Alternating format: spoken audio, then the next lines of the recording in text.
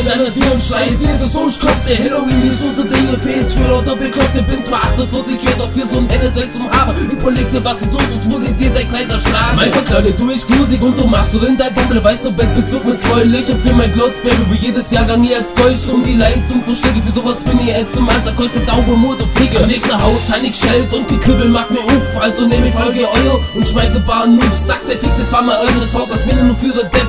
Jetzt darf ich halt nur putze, hast so ein Dreck. Aber davor dann ich noch schleck, sag hole von nem Ingo pur an ihre volle beide Schule. Halloween ist super Sache, ist jedes Jahr der beste Tag. Jetzt macht mir halt vielleicht, wenn ich der Beine rumtrag.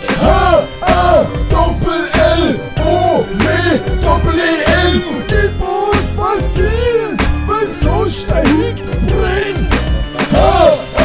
Doppel-L, oh, nee, Doppel-E-N. Wir machen so ein Krach, dass dein Sau im Geil rennt.